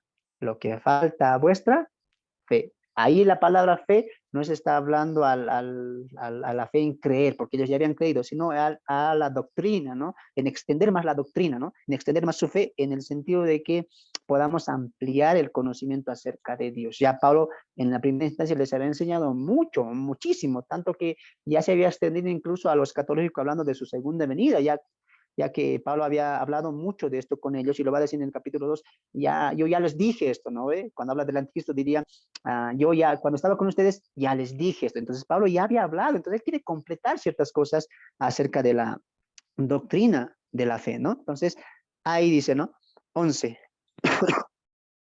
Mas el mismo Dios y Padre nuestro y nuestro Señor Jesucristo dirija nuestro camino. Y el Señor haga crecer y abundar en amor los unos a los otros. Mira, hermano, en este versículo, no sé si te has dado de cuenta, Pablo está mencionando a las tres divinidades. Como hermano, a ver una vez más, mira. Mas el mismo Dios y Padre. ¿A quién está hablando ahí? A Dios el Padre. Y nuestro Señor Jesucristo hace una separación. ¿Te das de cuenta? Siempre hay eso. La Trinidad, hermanos, no solamente está reflejado en Mateo 28 cuando dice ir y bautizarte en el nombre del Padre, del Hijo y del Espíritu Santo. No, la Trinidad está en toda la Biblia. Perdón, hermano. Está en toda la Biblia. Y eso tenemos que ser claros. Lo que la Biblia enseña siempre lo va a reforzar otro pasaje, otro libro, para que para hacernos entender a nosotros que lo que la Biblia está arrojando en doctrina es cierta. A veces no entendemos esto y míralo cómo nos afecta o nos ayuda a nosotros a entender un libro expositivamente porque se nos amplía el conocimiento. Y Pablo, mira, antes de hablar de la venida, porque vamos a entrar a eso en el versículo 13, Pablo diría, yo estoy orando a Dios. A Dios. Estamos orando delante de Dios. Y ahí va a desplegar a Dios y Padre, a nuestro Jesucristo. Y él no hay don del Espíritu Santo. Sigue leyendo. Dirija nuestro camino a vosotros y el Señor haga crecer y abundar amor unos para con otros. Ahora, cuando él dice, y el Señor haga crecer, dime si el amor no es un fruto del Espíritu Santo. ¿Cuál es el trabajo del Espíritu Santo acá? En nosotros, santificarnos, encaminarnos, producir, reflejar, hacer crecer, hacer notar qué cosa, los frutos del Espíritu Santo. Por eso son los frutos de quién? De Cristo no, el Padre no, del Espíritu Santo. Y dice Pablo aquí, y el Señor, la misma palabra que utiliza Pedro cuando habla con Ananías y su esposo, creo, y le dice, ¿por qué habéis engañado, mentido al Señor? Y ahí vemos que está hablando del Espíritu Santo. Entonces, al Señor. Y aquí la misma palabra se utiliza en el verso 2 y dice, y el Señor os haga crecer y andar en amor unos para con otros y para con todos, como también lo hacemos nosotros para con vosotros. Y escucha lo que dice, para que sean afirmados. Entonces ese es el trabajo del Espíritu Santo. Por eso tienes Gálatas capítulo 6, si no me equivoco, 5, diría, estos son los frutos del Espíritu Santo. Y el Espíritu Santo constantemente nos está moldeando, perdón, a imagen de Cristo. Entonces, eso es notorio aquí. Te das cuenta que está hablando de la Trinidad. Pablo está diciendo, yo estoy orando. ¿A quién? A Dios. A Dios el Padre. Mira cómo ya va a extender. A Dios el Padre nuestro. Y a Jesucristo, Señor nuestro, que Él pueda dirigirnos a vosotros. ¿Y qué dice? Y el Señor os haga crecer. ¿Te das de cuenta? Dice, yo estoy orando a Dios el Padre y al Hijo también para que nos puedan encaminar a ustedes. Y también estoy orando al Señor. ¿Y el Señor qué va a hacer? Que ustedes crezcan allá donde están, en Tesalónica, en persecución, predicando, siendo cancelados. Ahí el Señor les haga crecer, ¿qué cosa? En amor, para unos para con otros, que se amen, que tengan un mismo sentir. ¿Quién hace esa obra? El Espíritu Santo, ¿no? Entonces vemos ahí para con todos, como también lo hacemos nosotros para con vosotros. También lo estamos haciendo amándonos y ellos lo hacían a través de la oración, orando día y noche por los hermanos en Tesalónica, ¿ya? Verso 3, entramos ya a la parte final. Primera Tesalonicenses capítulo, estamos en el capítulo 3 y hemos dado un recorrido de cómo ya Pablo está haciendo todo eso, ¿ya? Y mira el capítulo 13, donde vamos a tomar base para el título que hemos colocado el día de hoy. Dice así, para que sean afirmados vuestros corazones irreprensibles en santidad delante de Dios nuestro Padre, en la venida de nuestro Señor Jesucristo, con todos sus santos. Ahora, aquí vamos a entrar, porque Pablo vuelve a utilizar la palabra venida otra vez, pero quiero que vayamos reflejando un poquito la hilación, ¿ya? Pablo está orando o está después de recibir la noticia de Timoteo de que los tesalonicenses están creciendo en la fe, están abundando en amor, que están perseverando y Pablo se siente alegre, gozoso y rápidamente ¿qué hace? Dice, Señor, gracias, te doy gracias a ti porque tú eres el que hace esto, el que provee, el que preserva a mis hermanos, pero algo quiero, dice, ¿no? Algo quiero verlos, ver sus rostros, que ellos también me vean, compartir con ellos, hablar con ellos, comer con ellos, todo lo que yo he vivido en ese tiempo cuando estaba allá. Y no solamente quiero verlos, sino quiero también completar su fe en el sentido doctrinal, enseñarles más de tu palabra y lo que yo he recibido de ti, diría el apóstol Pablo, parafraseando un poco. Entonces él diría, y eso es lo que pido, lo que oro al Señor. Día y noche estoy orando a Dios, al Padre y al Hijo, para que puedan encaminar mi camino. Obviamente está pidiendo su voluntad. La voluntad de Pablo, ¿cuál era? Ir, pero él está diciendo que sea la voluntad de Dios. Pido la voluntad de Dios y también la de Jesucristo. Y también a la misma vez, en la misma oración de día y de noche que estoy orando, que ustedes se amen, que el Señor haga crecer eso en ustedes, que den fruto y abunden más en los frutos del Espíritu Santo, ¿no? Y ahí está hablando un poquito ya de la santificación, que se den de cuenta, que estén entendiendo poco a poco que Dios les ha llamado no solamente a la salvación, sino también a la santificación. Ahora dice, ¿para qué? ¿Para qué? ¿Para qué oro? Para que ustedes se amen, para completar la doctrina, para completar su fe. Yo estoy orando para ustedes, para que crezcan en amor unos a otros. ¿Para qué? Para que sean afirmados nuestros vuestros corazones irreprensibles en santidad delante de Dios nuestro Padre en la venida de nuestro Señor Jesucristo con todos los santos. Ahora, ¿cómo está utilizando Pablo aquí la palabra venida? ¿Ya? La palabra venida. Entonces, hay distintas acepciones. Veíamos ahí venida, como la vez pasada dijimos que ya Cristo está viniendo, como en Apocalipsis 19, está viniendo ya. Eso, Pablo a veces va a tomar esa palabra venida y se va a referir a ese momento, a ese evento en específico. Por ejemplo, en el capítulo 2 veíamos que habla también de su venida, ¿no es cierto? Y dijo ahí que me sentiré alegre, gozoso, me pararé cuando Cristo me pida cuentas, yo me levantaré y diré, prediqué el evangelio y estos son mi corona, ¿no? Tanto los filipenses como los tesalonicenses son parte de la predicación que Pablo hacía. ¿Y a qué evento se refería? Cuando él decía en la venida de Cristo, ¿a qué evento se refería? Al tribunal de Cristo. Ahora aquí hermanos dice, para que sean afirmados vuestros corazones irreprensibles en santidad delante de Dios nuestro Padre en la venida de nuestro Señor Jesucristo con todos sus santos. Ahora, hay dos connotaciones y ahí quiero entrar, ¿ya?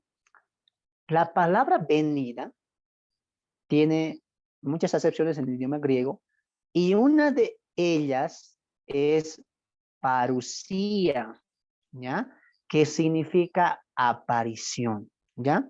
Muchos teólogos o muchos estudiosos, cuando llegamos al versículo 13, dicen, está hablando porque dice ahí, delante de los santos de Dios, en la venida de Jesucristo con todos sus santos. Rápidamente su mente, ¿a dónde lo lleva?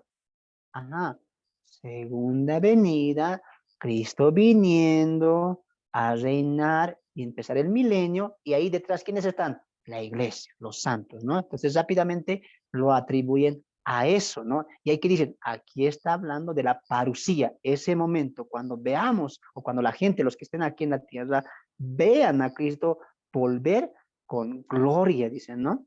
Pero la otra acepción también aquí es que la palabra, perdón hermano, estoy con una fuerte tos, la palabra venida implica también la palabra apocalipsis en griego, que de ahí tomamos la palabra apocalipsis, que es revelación, que se va a revelar. La misma palabra también podemos emparejar con parusía, se va a revelar, se va a aparecer, se va a manifestar, ¿no?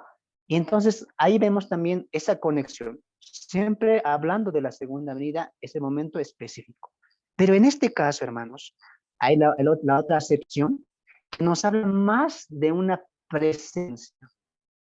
Cuando Cristo venga, dice, en la venida, ahí podríamos connotar, y ahorita vas a entrar en eso, que tenemos una presencia. El momento en que entremos en su presencia, y me parece ese término más adecuado. ¿Sabes por qué? Porque si vemos el contexto, está hablando de ser afirmados.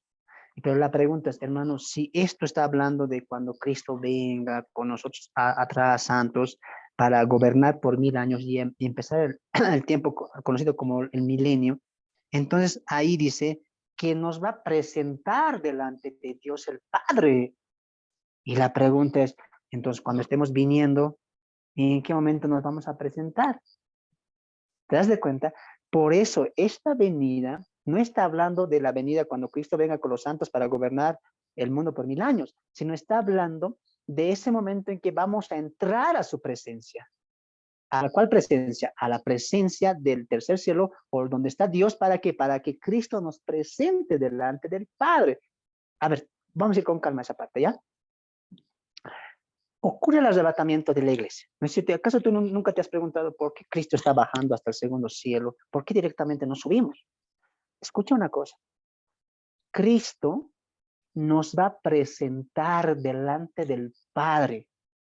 Repito, Cristo nos va a presentar delante del Padre. Ahora tú vas a entender por qué dice más adelante, nosotros que vivimos, que hayamos quedado, seremos arrebatados juntamente en las nubes para esperar a Cristo. Cristo baja, se encuentra con la iglesia, los toma y al cielo. ¿A dónde? Para entrar al templo de Dios. ¿Dónde quién está? Dios el Padre. Y Pablo, ¿qué está diciendo aquí? Está separando. Mira lo que dice una vez más. Para que sean afirmados vuestros corazones irreprensibles en santidad. ¿De quién delante? De Dios el Padre. ¿Cuándo?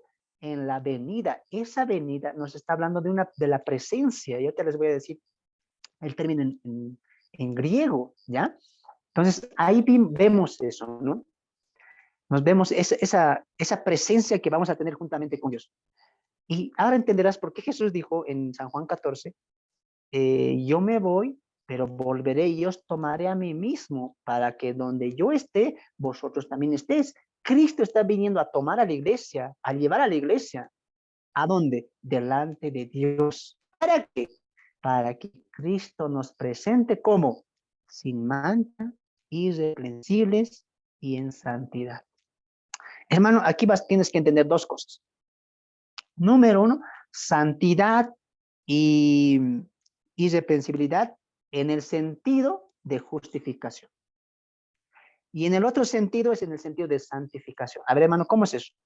Nosotros somos irreprensibles, sin manchas, en el sentido de justificación. ¿Por qué? Porque ya hemos sido salvos, somos santos de Dios, hemos sido justificados en Cristo. ¿Pruebas de la Biblia? Ya, pruebas. Vamos a los textos, ¿ya? Ahora sí, a ver si alguien me puede ayudar con con algunos versículos. Vamos primeramente a Efesios 1:4. Efesios 1:4. Efesios 1:4. Estamos viendo primeramente que somos llamados irreprensibles, sin mancha, sin arruga, pero en Cristo. Esto se llama justificación, ¿ya? Efesios capítulo 1, verso 4. No sé si alguien lo tiene. Efesios 1:4. Amén, hermano. Amén. Al Padre, al Hijo y a su Santo Espíritu. Escrito está, según nos escogió en él antes de la fundación del mundo, para que fuésemos santos y sin mancha delante de él. Amén. ¿Qué dice? Según nos escogió en él antes de la fundación del mundo. ¿Para qué? ¿Para qué? ¿Para qué nos escogió? Para que fuésemos, ¿qué cosa? Santos y sin mancha delante de él. ¿Cómo es eso? Más antes diría, porque nos hizo aceptos en el amado. O sea, en Cristo hemos sido, ¿qué cosa? Sin mancha, sin arruga. ¿Delante de quién? Delante de Dios. Porque en el contexto, en el versículo 1, ¿qué dice? En el capítulo, versículo 3, ¿qué está diciendo? Bendito sea el Dios y Padre de nuestro Señor Jesucristo, que nos bendijo con toda bendición espiritual. O sea que un día, perdón, Cristo nos va a presentar delante del Padre. Padre, aquí está la novia, aquí está mi esposa, aquí está mi cuerpo, aquí está el templo que tú me diste. ¿Para qué? Para que fuésemos sin mancha y sin arruga. Pero alguien puede decir, hermano, un ratito, a ver ahí, pero nosotros sabemos que aquí en Efesios se está hablando de la predestinación, o sea que estamos diciendo que hemos sido siempre escogidos, predestinados. No. ¿Por qué? Porque en el contexto del capítulo 1 hasta el verso 12 está hablando a los judíos. Y quiero que separemos bien eso. Para lo que hemos estudiado conmigo Efesios y el trasfondo también, sabemos muy bien que la iglesia en Efesios estaba compuesta por judíos y gentiles, como lo ha sido varias de las iglesias. Y en el contexto del capítulo 1, verso 1 hasta el 12, sí, está hablando a los judíos, predestinados, escogidos, llamados, pueblo, tenían pactos, etcétera, etcétera. Y a ellos les dice, nos escogió, y dice, antes de la fundación del mundo. ¿A quiénes? A los judíos. ¿Para qué? Para que fuésemos hechos sin mancha, sin arruga, delante de él. O sea, los judíos. Sí, y nosotros los gentiles, la iglesia, no. Vamos con calma. Mira lo que le va a decir el mismo texto, pero ya no a los judíos. Voy a un poquito ahí con calma. Esta parte, ¿a quién está hablando? A los judíos. Por si acaso en la Biblia, como alguien, mayormente los reformados, van a predicar o hablan acerca de la predestinación. No hay predestinación en esta dispensación. Y si hay predestinación, siempre hay para un servicio. Israel fue predestinada, elegida como un pueblo de Dios. Nadie niega eso. Pero ya que los reformados digan que hay una predestinación para salvación, tal cosa no hay en la Biblia. Pero hermanos, Efesios 1 al capítulo 1, verso 1 al 12, predestinados, escogidos antes de la fundación del mundo, sí, pero está hablando a quién? A Israel. Lo vemos eso por el contexto, ya los que saben, hemos pasado ya Efesios, sabemos muy bien eso. Si hay preguntas, más adelante, ¿ya? Entonces, ahí, ¿qué le está diciendo primeramente a los judíos? Pues nosotros, dice Pablo, fuimos escogidos antes de la fundación del mundo. Sí, ¿quiénes? Los judíos. ¿Y los gentiles? Ajá, vamos más adelante, porque Pablo también va a hablar a los gentiles. Capítulo 4. Capítulo 4. Capítulo 5. Capítulo 5, y quiero que veas es interesante leer Efesios porque hay fácilmente se contradice, ¿no? a la predestinación que los reformados practican, porque el contexto del capítulo 1 claramente está hablando de Israel, claramente está hablando de un pueblo, al pueblo de Israel. Pero miren el contexto, siguiendo la ilación en el capítulo 5, verso 25. Mira lo que dice el texto. Maridos, amad a vuestras mujeres, así como Cristo. Pablo ya ahora está infiltrando a que la iglesia, a ustedes, grupo, la iglesia, y se entregó a sí misma por ella. ¿Para qué? Para santificarla, habiéndola purificado en el lavamiento de agua por la palabra, o sea, por la predicación de la palabra. A fin, ahí está el fin, de presentársela a sí mismo. ¿Te das de cuenta cómo Pablo va a colocar importancia? A los judíos, ¿qué les decía? Nos escogió antes de la fundación del mundo, fuimos predestinados, un pueblo suyo, teníamos herencia, teníamos... ¿Quién? Israel. Pero aquí a la iglesia, ¿ustedes han sido lavados? No por ser predestinados. No porque decir, Jesús, como que Dios dice, a ver, en este tiempo del tiempo de la gracia, a este le escojo, a este no le escojo, a este le escojo, a este no le escojo. Porque los reformados, ¿sabes qué van a hacer? Siempre van a hablar de la elección en el sentido positivo. ¿Cómo es eso? Siempre va a decir, no se dan de cuenta, hermanos, nos eligió, nos amó, o como dirían los pastores reformados como MacArthur, etcétera, o Paul Washer, en la salvación están incluidos los tres. El Padre nos predestinó, el Hijo nos salvó, y quien el Espíritu Santo nos santificó. Y eso es un argumento filosófico que utiliza C.S. Sproul, por ejemplo, ¿no? Pero aquí tenemos que entender una cosa. En esta dispensación no hay elección antes de la fundación del mundo. ¿Cómo se pasa a la iglesia? ¿Cómo se salva? Por la palabra de Dios. O dice aquí, para santificarla, habiéndolo purificado, escogiéndola antes de la fundación del mundo, dice, no. Por el lavamiento del agua, por la palabra de Dios. ¿De qué grupo está hablando? De la iglesia. Claramente. Y mira lo que dice. A fin de presentársela a sí mismo, una iglesia gloriosa que no tuviese mancha, ni arruga, ni cosas semejantes, sino que fuese santa y sin mancha. Oh, ¿te das de cuenta? Un poquito bien del contexto, ¿no? Entonces, Pablo cuando dice en Tesalonicenses diría, en la venida de Cristo, Él nos presentará delante de Dios el Padre. ¿Cómo? Sin mancha, sin arruga. ¿Y eso cómo se le llama? Justificación. Somos salvos, somos santos, irreprensibles. Separemos las cosas. Santos y irreprensibles en la justificación lo somos. Santos y irreprensibles en la santificación es otra cosa. ¿Ya? Vamos a algunos textos más. Vamos a Colosenses 1:22. Ahora sí, alguien ayúdeme, por favor. Colosenses 1:22. Colosenses 1:22. Colosenses 1:22. Colosenses 1:22. Y alguien busque Filipenses 2:15. Adelante, Colosenses 1:22. En su cuerpo de carne, por medio de la muerte, para presentaros santos y sin mancha e irreprensibles delante de Él. Amén. Una vez más, hermano, una vez más lea. Okay. Dice la palabra, en su cuerpo de carne, por medio de la muerte, para presentaros santos y sin mancha e irreprensibles delante de Él. Amén. Wow. O sea, hermano, en la justificación, en la salvación, dice, ¿en dónde hemos sido reconciliados? ¿En dónde somos santos? Por vestirnos con pantalón, por no utilizar aretes, así vamos a entrar al cielo. No, en su carne, o sea, en la cruz, pues, porque mira lo que dice el versículo 21. A vosotros también, que erais en otro tiempo extraños y enemigos. ¿Quién eran extraños y enemigos? Pues nosotros, gentiles, sin Cristo, sin pacto, sin herencia, sin promesas, sin patriarca, sin nada, que éramos enemigos. ¿Qué dice ahí? En vuestra mente haciendo malas obras. Ahora, no termino ahí. Presente, pasado, futuro. Os ha reconciliado. No dice los va a reconciliar. Los irá reconciliado. No, los ha reconciliado. Tiempo presente y continuo. Ya estamos reconciliados. ¿Cómo se llama eso? Justificación. Ya hemos sido justificados. Y mira lo que dice. ¿En dónde? En su cuerpo de carne, por medio de la muerte. ¿Para qué? Para presentarlos. Ah, o sea que va a haber un día en el cual vamos a ser presentados. Sí, ¿delante de quién? Delante de Dios el Padre. ¿Cuándo va a pasar eso? En el arrebatamiento de la iglesia, hermanos. ¿Te das de cuenta? ¿Y cómo no se nos va a presentar? Ahí está la iglesia, santa y sin mancha. ¿Por qué? Porque Cristo pagó nuestros pecados. Y en su cruz, Él nos ha reconciliado con Dios. O sea, hermanos, cuando la iglesia se pare delante de Dios el Padre, Dios a la iglesia, ¿cómo lo va a ver?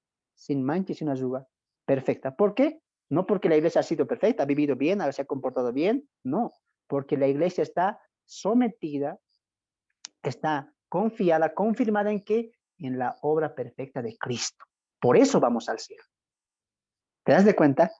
Tiempo presente constantemente. Vamos a Filipenses.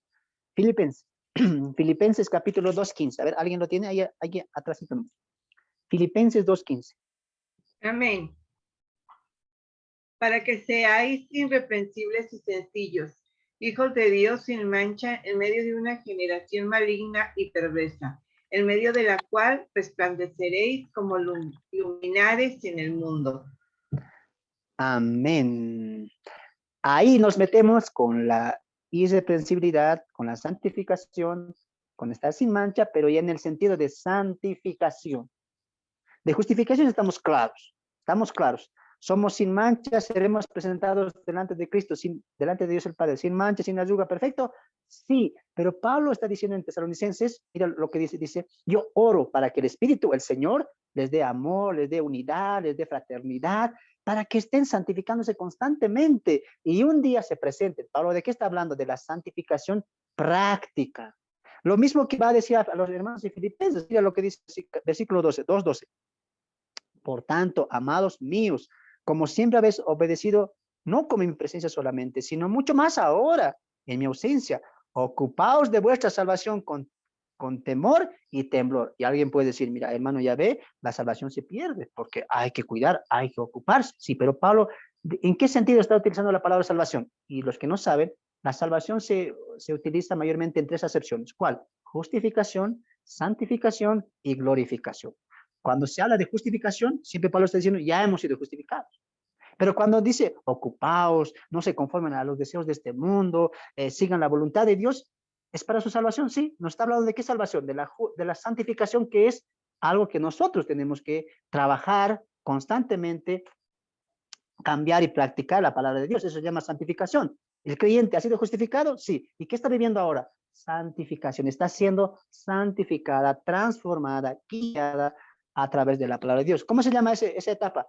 Santificación. ¿Y qué se viene después? La glorificación, que ya Pablo también va a hablar mucho acerca de eso. Cuando Él venga en su venida, seremos, por ejemplo, también diría, eh, Pablo diría, levántense porque está más cerca vuestra salvación que cuando creímos, diría, ¿no? O sea, ¿qué está diciendo Pablo ahí? O sea, que no soy salvo. Cuando venga Cristo, ahí voy a ser salvo. No, está hablando de qué etapa? De la glorificación. Pablo está diciendo, mira, ya se viene el momento en el cual se complete toda nuestra salvación. Nuestra salvación no está completa aún, porque solamente hemos sido justificados, estamos viviendo la vida santa. Cuando Cristo nos arrebate o partamos a la presencia del Señor, Cristo viene, toma la iglesia y ahí nos presenta santos delante de Dios el Padre. ¿Y qué más va a pasar?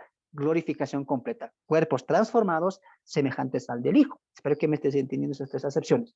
Justificación, santificación y glorificación. Pablo, aquí, ¿qué está diciendo? Ocúpense de vuestra salvación. ¿En qué sentido? En la santificación. ¿Cómo lo sabemos? Pues por el contexto, porque dice, mira, porque Dios es el que en vosotros produce así el querer como el hacer. ¿Te das cuenta? La santificación es un producir, es un hacer, es un cambio que parte de nosotros, por la voluntad de Dios. Haced todo sin murmuraciones y contiendas. ¿Qué está hablando? Carácter, carácter, hablar, comportamiento. ¿Para qué? Para que seáis irreprensibles y sencillos, hijos de Dios sin mancha, en medio de una generación maligna y perversa. Ahora, esto quiero que entiendas. Esto quiero que entiendas. Con esto voy cerrando, ¿ya? Hoy en día, mucho se habla y se expande mucho el atributo de Dios, que es la santificación. Y muchos piensan, vístanse bien, hagan esto, den a los pobres, den el diezmo. Si no, no van a pararse delante de Dios, porque Dios no quiere una iglesia sin arruga. Vos, señorita, ¿por qué te tiñes? ¿Por qué te peinas? Vos, joven, ¿por qué estás saliendo con una y otra mujer? No, no, no, no. Dios quiere santificación. Así no vas a entrar al cielo. ¿Por qué? Porque sin santidad nadie verá al Señor. Y todavía se vuelven bien espirituales. Pero un momento. En Cristo ya somos justificados, ya somos presentados sin mancha, sin arruga en Cristo, ¿ya? Pero Pablo, ¿por qué siempre está exhortando a la santificación en este mundo, a presentarnos sin mancha y sin arruga en este mundo? ¿Por qué? Por testimonio, pues. No es tanto para, Señor, mira, aquí 3 veces estoy ayunando, estoy yendo a predicar, estoy yendo a los enfermos, estoy cambiando, Señor. Creo que merezco salvación, ¿no? Así no. Pablo nos va a hablar de la santificación porque va a ser un punto para testimonio a los demás. No es para ir al cielo. Perdón, no es para ir al cielo. No es que yo me pinto, me dejo de pintar, o ya no uso pantalón, ya no uso falda. No es para que Dios me vea y diga, merece el cielo. No, ¿Para qué es? Para que testifiquemos en este mundo. Porque, ¿qué dije Pablo aquí? Mira, para que seáis irreprensibles y sencillos, hijos de Dios, sin mancha. ¿En dónde? Para ganarse el cielo, no, en medio de una generación maligna y perversa. O sea, hermano, la santificación que tanto hablamos, que tanto Dios quiere, y Pablo también lo expresa, es para que demos testimonio aquí. Y Pablo está haciendo lo mismo. ¿Qué está diciendo Pablo en Tesalonicenses? Vivan, ámense unos a otros para que los demás vean ese amor de ustedes. No para que Dios vea, ay, wow, están siendo santos. ¿Qué error cometen hoy los pastores cuando no entienden estas cosas? Y esto, ¿sabes qué produce? ¿Qué cosa produce? Pérdida de salvación. No, vos no eres, no has perdido salvación porque, mira, te has equivocado, has hecho esto, te vistes así, has hecho esto, miras esto, tienes celular, tienes tele, por culpa de no entender qué cosa, que en Cristo hemos sido justificados y que la santificación, que es la segunda parte de la salvación, es para testimonio acá, no es para sorprender a Dios, que es tan distinto como este pastor, si no me equivoco, es su nombre, Carlos Rivas, que siempre está reprendiendo, que soltando, que falsos, que hijos de Satanás, que hijos de demonio, que hijos de demonio. Tantos y estos no van a echar, estos son hijos de... A ver, es que no entiende el evangelio. Obviamente ese no es un creyente. No sé cómo le siguen tanta gente y están compartiendo sus mensajes. Fuerte exhortación del pastor Carlos Rivas a la iglesia católica, que son una iglesia que idolatra, que hijas de Satanás. A las mismas hermanas les está diciendo ahí en sus mismas prédicas. Aquí las que se pisten, las que se tiñen, las que están así andando de uno a la otra, las que tienen celular, las que tienen Facebook. Hasta un pastor ya salió y dijo, el que tuitea está tuiteando para Satanás. El tiktokero se irá al infierno. Wow, ¿qué estamos viendo ahí? Ignorancia, pues. Ignorancia porque no entienden a Cristo, no entienden la salvación que está en Cristo. Y a veces tomamos este texto, sin mancha, sin arruga, uno rápido se asusta, ah, no, sin mancha, sin arruga, yo no soy, yo siempre soy pecador, fallo. ¿Y qué te producen a ti? Miedo, pues. No, creo que no soy creyente. Por eso causa muchos hermanos se alejan, se van. Dios quiere unos hermanos, una iglesia sin mancha, sin arruga, que no peque, que sea perfecta. Pero a ver, entendé.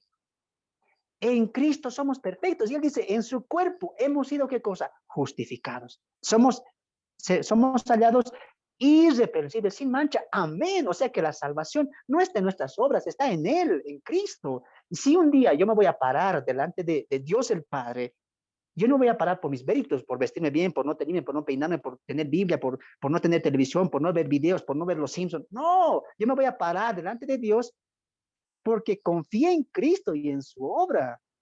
Ahora, si eso realmente ha pasado, también voy a cambiar, pero no para irme al cielo, sino porque ya tengo una mente del cielo. Y voy a hacer eso acá, porque Pablo, ¿qué está diciendo ahí? Sean irreprensibles y sin mancha, en medio de una generación maligna. Y Pablo está diciendo, perdón, volvemos a Tesalonicenses, está diciendo Pablo aquí lo mismo. Ámense unos a otros, abunden y crezcan en todo eso. ¿Para qué? Para que sean afirmados vuestros corazones irreprensibles en santidad delante de Dios, el Padre. Va a haber un momento en que nos vamos a presentar juntamente con Cristo. ¿En dónde? En la venida de nuestro Señor Jesucristo. Eso siempre nos está hablando de una presencia, que vamos a estar presentes con Dios. O sea, hermanos, cuando pase el arrebatamiento, Cristo viene, nos toma, nos lleva a la presencia del Padre y ahí estaremos cerca del Padre. ¿Cómo sabemos eso? Por lo que relata el Apocalipsis y el apóstol Juan. 24 ancianos que estaban ¿dónde? A 20 kilómetros, a 100 kilómetros del trono de Dios, no estaban cerca del trono de Dios. ¿Y eso qué está hablando? Que son dignos, pues. Son dignos de estar delante del trono de Dios. Vamos un momento ahí, ¿ya? Apocalipsis. Apocalipsis, capítulo 4, capítulo 4. Apocalipsis, capítulo 4. Apocalipsis, capítulo 4. Verso 1, vamos conmigo. Después de esto miré y aquí una puerta abierta en el cielo. El arrebatamiento. Las puertas se abren, Cristo entra con la iglesia. Y la primera voz que oí, como de trompeta hablando conmigo, dijo, sube acá. Ahí Juan está haciendo una sombra, está mostrando lo que va a pasar con la iglesia. Sube acá. Como Pablo dijo en Corintios, tocó la trompeta para que la gente, los hermanos subieran. Y yo te mostraré las cosas que sucederán después de estas. Al instante yo estaba en el espíritu y he aquí un trono establecido en el cielo y en el trono uno sentado. Y el aspecto del que estaba sentado era semejante a la piedra de jaspe y a la cornalina, y había alrededor del trono un arco iris semejante en aspecto a la esmeralda. Y alrededor del trono había, ahí está, 24 ancianos. Y vi sentados en los tronos a 24 ancianos con vestidos de ropas blancas, con coronas de oro en sus cabezas. Oh, ¿quiénes están cerca del trono? Los 24 ancianos que representan a la iglesia. Para ese momento, ¿qué ha pasado? Cristo nos presentó delante del Padre. Somos dignos, wow. Vamos a ver a Dios, al mismo Padre, porque este es el que está sentado es Dios el Padre, que más adelante va a aparecer Cristo, pero ya como cordero inmolado. ¿Para qué? Para recibir el rollo del que está sentado. Recuerda la escena, el que está sentado ahí no es Cristo, es el Padre, Dios el Padre. Más adelante vemos que este que está sentado, que es Dios el Padre, tiene en la mano un rollo, ¿no es cierto? Nadie puede abrir su sello, la gente está llorando, los están llorando, pero dice que ahí aparece alguien. ¿Quién? Uno como cordero inmolado. ¿Quién es ese? Cristo. Y este dice que la gente, hay una fiesta en el cielo y dicen, él es digno de abrir y desatar sus sellos. Cristo toma el rollo de la mano del Padre y empieza, ¿qué cosa? La venida la tribulación, abriendo los primeros sellos, ¿no? Entonces vemos ahí claramente que la segunda venida que aquí Pablo habla, o la venida que Pablo habla, está hablando más de su presencia, de cuando estemos presentes delante del Padre. Y está exhortando a qué cosa? A la purificación, a la purificación. Ahora, quiero que entendamos esto para ir cerrando, que la venida de Cristo, así como lo veíamos en el capítulo 2, la venida de Cristo no nos hace quedar quietos, nos hace trabajar, ¿se acuerdan? En este caso, la venida de Cristo, saber que un día nos pararemos delante del Padre. Cuando Pablo hablaba de la venida, decía, el tribunal de Cristo, nos pararemos delante del tribunal y habrá recompensa, habrá galardones. ¿Qué te llama a ti? A obrar, pues, a trabajar en amor por Dios, por su palabra, ¿no es cierto? Ahora, Pablo está diciendo aquí que un día nos presentaremos delante de Dios, del Padre, de la mano de Cristo. ¿Cómo? Sin mancha y sin arruga. ¿Qué te llama a ti? Pablo está haciendo lo mismo, lo que hizo en Filipenses. Ahora, santifíquense, purifíquense, límpiense constantemente, vivan este proceso de santificación día a día, día a día. Y el apóstol Juan, si no me equivoco, diría, ahora no sabemos lo que somos, pero sabremos cuando Él venga porque le veremos tal y como es Él, ¿no es cierto? Y más abajo diría, el que tiene esta esperanza se purifica. A ver, si no me equivoco es Juan, los que ya se acuerdan, pero para los que no, vamos a ir al texto, ¿ya? Juan, ahí está, Juan capítulo 3, primera Juan diría, 3:2, amados, ahora somos hijos de Dios. Aún no se ha manifestado lo que hemos de ser, pero sabemos que cuando Él se manifieste, seremos semejantes a Él, porque le veremos tal como Él es. Y todo aquel que tiene esta esperanza en Él, ¿qué se hace? Se purifica a sí mismo. Ah, entonces estamos llamados, hermano. Pablo está hablando de la segunda venida, sí, pero que nos purifiquemos. Y qué triste hoy en día que los hermanos quieran saber de arrebatamiento, de segunda venida, que profecías, pero no estás viendo lo que Dios quiere que entendamos. Que la segunda venida, si crees eso, si crees en el arrebatamiento, va a provocar eso en ti santificación. Hermanos, a veces vemos arrebatamiento, va a haber 3 años y medio, lo sabemos bien, creo en el arrebatamiento, pero ¿está afectando tu vida? Si crees en el arrebatamiento de la iglesia, que serán antes de la tribulación y de la gran tribulación, ¿cómo está afectando eso tu vida? ¿Estás viviendo como para el Señor? ¿Te estás santificando? Porque Pedro diría en su segunda carta, si todo esto será quemado con fuego, todo esto perecerá. Ahora, ¿no debéis cuánto más ustedes vivir de una santa y piadosa manera de vivir? Siempre nos está llamando a eso. Perdón. Y Pablo diría, más adelante que vamos a ver en la siguiente semana, pues no nos ha llamado Dios a la inmundicia, sino a la santificación. Pues la voluntad de Dios es vuestra santificación, que os apartéis de la fornicación. La voluntad de Dios es eso, la santificación. Si creemos en el arrebatamiento, si creemos en que Cristo vendrá, nos vamos a purificar, para que cuando Él venga nos encuentre haciendo el bien, como Pablo diría en Filipenses, llenos de frutos de justicia, justos, sin mancha, no para ser salvos, sino porque ya somos salvos. Si somos salvos, vamos a empezar a cambiar. Cierro con estas palabras del apóstol Juan en Apocalipsis, capítulo 22. Cierro con esto. Y él diría, el ángel diría, y me dijo, verso 10, 22, 10, y me dijo, no selles las palabras de la profecía de este libro, porque el tiempo está cerca. ¿Qué está cerca? El día en que Cristo vuelva por nosotros. ¿Qué va a pasar? ¿Qué dice el ángel? El que es injusto, sea injusto todavía. El que es inmundo, sea inmundo todavía. Pero el que es justo, practique la justicia todavía. Y el que es santo, santifíquese todavía. ¿A qué estamos llamados? A la santificación, a la justicia. Tú no te canses de eso. Si tú crees en el arrebatamiento, tú vas a vivir pensando eso, amando eso y recordándote o pensando que Dios está constantemente esperando eso.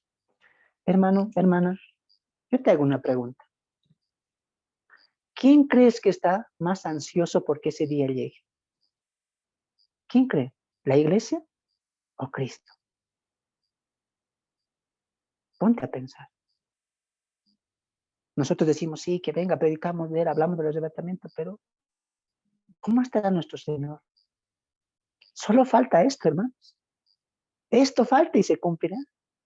Cristo está más ansioso por encontrarse contigo y conmigo en aquel día glorioso del arrebatamiento de la iglesia. ¿Y eso a qué nos tiene que llamar? A presentarnos delante de él. Cuando él venga, cuando la trompeta se suene, con voz de mando, con voz del arcángel, con trompeta de Dios, cuando eso suene, que Dios ese día, que esa trompeta suene, me encuentre haciendo el bien, practicando más la justicia y santificándome más, porque le amamos, porque le queremos agradar a él.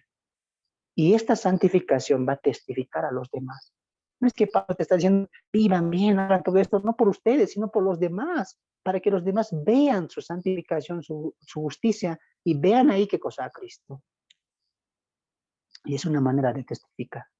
Amén. Entonces, si tú crees en el arrebatamiento, si tú crees que esto va a pasar y de verdad lo crees y lo esperas y lo amas y lo añoras, hoy vas a tomar una decisión. Voy a practicar más la justicia. Voy a santificarme más, voy a purificarme más, porque el puro está viniendo. Amén. Que Dios les bendiga. Hasta aquí hemos llegado al capítulo 3, hemos finalizado con la palabra de Dios. Y como siempre vamos a finalizar con una oración para poder cerrar todo esto, ¿ya? Inclinen sus rostros en reverencia a nuestro Señor. Te damos gracias, Señor, por tu palabra.